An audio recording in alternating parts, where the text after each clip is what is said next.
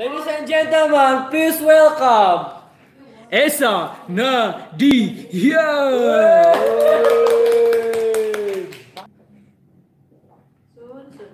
Oke, assalamualaikum Esa, sehat? Sehat. Esa itu dari UT Bogor ya? Yes. Wah, luar biasa. To the point, Esa ngambil prodi apa? Akuntansi. Akuntansi. Wah, itu sama guys sama aku. Itu memang jurusan passion atau nyasar? Bisanya itu doang lebih tepatnya sih. Luar biasa.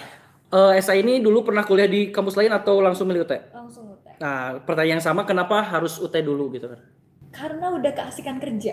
Nah gini teman-teman, jadi memang ya UT itu banyaknya pilih mahasiswanya itu memang yang udah kerja karena memang fleksibel. Kalau di kampus lain kan dia misal kuliah sambil kerjanya pagi sore, kuliah baru malam. Nah enaknya UT itu kayak belajar mandiri kan bisa 24 jam, tutor juga bisa diakses 24 jam. Nah itulah kelebihan UT, dan ini terbukti Esa dulu kerja di mana nih Kak Esa tuh? Aku kerja di ada resort di Bogor, ya di situ. Oke. Jadi alasan kenapa Kak Esa milih UT karena memang dulu tuh keasikan kerja. Jadi daripada masuk perguruan tinggi lain yang konvensional membutuhkan waktu yang banyak, akhirnya UT jadi pilihannya. Nah berarti langsung ke ini nih, kesan pesan ataupun gimana sih rasanya kuliah di UT gitu kan ya? Gitu. Kesan dan pesan ya. Kesannya susah. Nah betul nih teman-teman. Susahnya apa sih Kak Esa? Susah karena memang sih kuliahnya itu sebentar ya, relatif sebentar. Tapi tugasnya tuh banyak. Diskusinya banyak, terus ada tugas 1, 2, 3-nya itu juga banyak. Terus aku juga ikut TTM, jadi kayak agak double gitu sama TTM. Tapi seru sih karena fleksibel, pagi aku bisa kerja, malam aku bisa kuliah kayak gitu, dan gak ganggu. Aku kalau misalnya pengen having fun itu gak keganggu sama sekali kayak gitu. Pesannya apa ya, rajin baca modul aja sih, karena ujiannya UT itu dari modul, gak dari buku yang lain. Nah gitu tuh teman-teman, memang itu sebenarnya kunci kuliah di UT itu baca buku, baca modul kalau kalian bilang ya. Jadi mau apa lagi, belajar baca gitu kan ya. Ya teh. Nah gitu, terus kita ngomongin ke banyak banget nih prestasi kayak saya, kayak jadi sekarang nah biasa tuh kalau yang nggak ngakuin itu rendah ini guys, merendah ya untuk ini. Nggak, saudara tahu kayak saya itu jadi kayak perwakilan UT juga kan ya, jadi perlombaan debat gitu kan. Tahun ini Kaisa masuk lagi nggak sama anak itu ya? Atau beda lagi? Tahun ini, lebih tepatnya bukan lagi tapi baru tahun ini. Oke. Kalau yang kemarin mah lomba debat yang antar UT aja berarti ya, antar UT. Juara pertama kan? Tidak. Tapi jadi best speaker. Kedua. Tuh guys, best speaker kedua, yang pertamanya siapa? Anak Negeri Makassar. Oh, ya wajar aja. Jadi ibaratnya kedua tapi pertama di UT-nya guys. Makanya KSA ini jadi perwakilan juga untuk yang tahun ini. Iya kan? Benar. Jadi gimana kayak KSA bisa suka debat? Kenapa sih milih debat dari cabang-cabang lomba disperseni lain gitu kan? Harus bahas awal mulai ikut debatnya. Boleh. Awal mulai ikut debatnya itu di SMK. Jadi di SMK itu kalau di anak SMA punya OSN, SMK punya LKS, lomba kompetensi siswa. Nah salah satunya itu adalah debat, dan jadi di sekolah aku tuh ada kayak ekskul debat, dan aku ngerasa bahasa Inggris aku jelek banget. Jadi aku join ekskul itu supaya aku bisa ngomong bahasa Inggris. Gitu. Cuman mentok sampai situ. Ternyata aku suka gitu, kayaknya asik ya ngomong debat sama orang, kayak berantem tapi berantem berbobot gitu. Coba dong pakai bahasa Inggris ngomongnya Kak. No, I don't want to. Ayo coba dong. Enggak lah, kasihan nanti. Bercanda. Gak bercanda guys, bercanda. Yeah. Jadi begitu lulus, aku langsung berhenti total sama sekali nggak ikut debat, karena kayak break 2 tahun gap year dulu baru kuliah. Pas sudah masuk kuliah, 2 tahun pertama tuh aku nggak tahu ada lomba apa-apa di UT. Terus pas itu dikasih tahu, oh ada nih lomba lagi gitu, tapi debatnya bahasa Indonesia kayak gitu. Nah kosakata bahasa Indonesia aku itu lebih parah gitu, jadi kayak kalau aku ngomong bahasanya itu tidak baku, jadi aku merasa kayaknya kalau untuk bahasa Indonesia aku nggak bisa kayak gitu. Tahun berikutnya ada bahasa Inggris, nah oke, kesempatan nih ikut lagi, dan ternyata sistemnya beda jauh sama yang aku pelajari di SMK kayak gitu.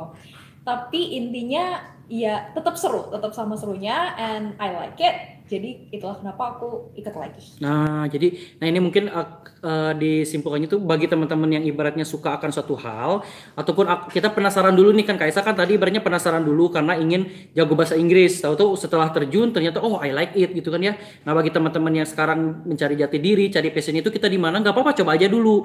Jangan kita nggak coba tapi kita udah kayak hopeless gue emang nggak bisa. Tapi masuk dulu ke sana. Kalau nyaman lanjutkan, nanti ketemu passion. Kalau nggak nyaman berarti cari yang lain. Begitu kan ya kayak saya. Oke, nah ini berarti persiapan untuk lomba debat ini ya Kaisa. Kapan sih lomba debatnya? Tanggal 24 Agustus. Nah, berarti bentar lagi nih teman-teman kita doakan Kaisa sebagai perwakilan UT bisa mencapai sampai final ya. Mudah-mudahan bisa membanggakan UT karena ya UT juga keren banget. Hampir tiap tahun kan ya ikut ya?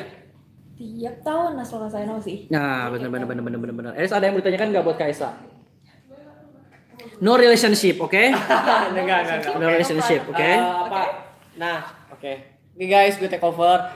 Kan gue yang aku tahu Kaisa tuh bener-bener apa ya? Aku kemarin lihat banget langsung ketika Kaisa jadi tim swing di debat bahasa Indonesia kalau nggak salah ya. Nah, cuman kan memang basic Kaisa sendiri di bahasa Inggris. Nah, kayak aku sendiri denger Kaisa tuh ketika ngomong Inggris bener-bener kayak kritis dan berbobot gitu. Meskipun aku nggak ngerti ya guys apa yang ngomonginnya. Gimana bisa tahu itu kritis berbobot kalau lo nggak ngerti Inggris?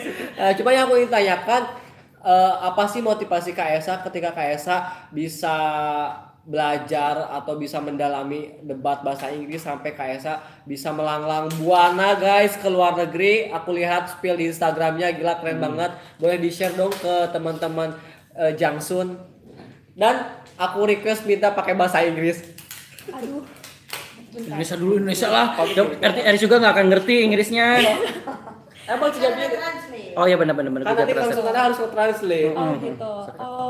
Actually, the one that I post in Instagram is not debate competition. It's actually Model United Nations. Udah cukup segitu aja bahasa Inggrisnya. Jangan coba. Model United Nation. Yeah. What is that? Jadi kayak kita itu mungkin teman-teman pernah dengar namanya PBB, bukan Persatuan Baris Berbaris ya, tapi Perserikatan Bangsa-Bangsa ya. Nah, itu tuh mereka bekerjanya seperti apa di PBB ya, itu tuh kita mensimulasikan cara kerja mereka gitu. Tapi it's not something special sih, kayak kompetisi juga gitu. Tapi ya semua orang boleh ikut. Biasanya sih siswa-mahasiswa kayak gitu. Jadi yang menyelenggarakannya PBB dia atau cuma gimana? Beda, organizernya beda. Ada yang universitas yang ngadainnya, ada khusus memang dia badan hukum sendiri yang mereka ngadain acara-acara kayak gitu. Keren. Nah, itu apakah jadi passionate Kaisa kah atau memang karena circle yang masuk yang menjadikan Kaisa bisa apa ya? Debat tuh jadi kayak suka gitu. Bukan debat ini mah, bahasa net. Ya kan PBB juga debat bukan sih? Agak debat tapi bukan debat British parliamentary sama kayak yang kita biasa ikutin. Cuman intinya aku ikutan MUN cuman supaya bisa ngomong bahasa Inggris lagi aja. Karena kapan kita berhenti ngomong bahasa Inggris, itu tuh bakal benar-benar ngeblank, kita nggak bisa ngomong lagi gitu loh. Gitu. Jadi mumpung ada wadahnya, why not? Oke. Itu tuh yang di Malaysia atau beda lagi nih? Ya. Tapi itu penyelenggaranya orang Indonesia sih sebenarnya. Cuman acaranya karena yang ikut nggak cuma orang Indonesia aja, jadi mereka bikin di luar kayak gitu. Dari banyak berapa negara atau Indonesia ya? Macam-macam sih. Waktu itu ada kayak sesi di acaranya itu yang kayak kita tuh bikin parade negara-negara gitu. Itu sekitar 25 negara perwakilan. Wow. Dan Kaisa dari Indonesia. Wow, patut bangga nih teman-teman, luar biasa. Gimana sih Kaisa bisa sampai ke tahap itu loh? Maksudnya kayak kan kalau kita mah ya, maksudnya orang-orang yang kita tahu mah kadang mikirnya tuh udah kayak gue emang gak mungkin nih, banyak kan udah gue emang gak mungkin bisa sejauh itu. Tapi Kaisa yang mohon maaf ibaratnya ya maksudnya kayak kok bisa gitu kan sampai ke tahap sana. Apa sih yang Kaisa tekankan dalam diri, dalam hidup, ibaratnya kita kok bisa sampai ke tahap situ? Sebenarnya kalau MUN itu semua orang bisa ikut loh. Nah, kayak, tuh guys. You don't have to be that great, you don't have to be that special to join such a thing gitu. Maksudnya kayak semua orang tinggal daftar aja di websitenya, isi form untuk seleksinya, terus udah. Nah, mungkin berarti keberanian ya. banyak orang yang mungkin tahu oke bisa tapi karena dia nggak mau coba terus kayak gak berani juga alhasil ya udah nggak ikut mungkin karena kayak saya ini oke berani brave gitu ya untuk mengambil langkah itu akhirnya ya bisa ke tahap itu jadi buat teman-teman juga yang ibaratnya kalau punya mimpi ya udah coba aja gitu kan ya jangan kita udah kalah duluan jangan kalah sebelum berperang tapi kita hajar aja dulu sampai ibaratnya mimpi kita itu bisa tercapai oke. Mungkin kalau misal dari segi tips yang sampai yang sampai saat ini Kaisa itu memang kalau kuliah di UT memang harus baca ya Kaisa ya. Maksudnya baca. Selain dari itu yang Kaisa terapkan dalam untuk mendapatkan IPK bagus apa? Sebenarnya aku bukan tipe yang belajar, kayak malas ngerjain tugas, jangan diikutin lagi, disclaimer lagi. Aku malas belajar, tapi menjelang ujian aku baca modul. Karena intinya sih ujian yang UT itu berdasarkan modul sih, kayak everythingnya itu datang dari modul gitu. Jadi kayak ya udah ambil dari situ, baca dari situ aja gitu. Nah, tuh guys, jadi modul kuncinya mau modul meskipun tebal-tebal. Aku mah pengen tahu penasaran Kaisa ketika melihat modul UT yang tebal apa yang dirasakan? Karena aku suka baca, jadi modul UT itu ya size yang nggak terlalu mengerikan. Ya wajar untuk sebuah buku kuliah itu sangat normal bahkan sangat simpel karena kalau kita kuliah di kampus lain mungkin teman-teman suka lihat tuh satu mata kuliah bukunya sampai 2-3 referensi buku gitu. Sementara di UT kita cuma dapat 1. Tuh guys, jadi kita tuh kenapa sih nggak mau baca, malas baca padahal di kampus-kampus lain bukunya itu lebih tebel loh. Nah, cara Kaisa kenapa sih suka baca? Kaisa bisa suka baca itu karena apa? Karena aku mungkin masuk generasi yang zaman dulu ya, kayak hiburan anak kecil zaman dulu itu adalah baca buku. Kita dulu nggak kenal gadget kayak gitu. Nah, sampai sekarang itu kebawa gitu doang sih.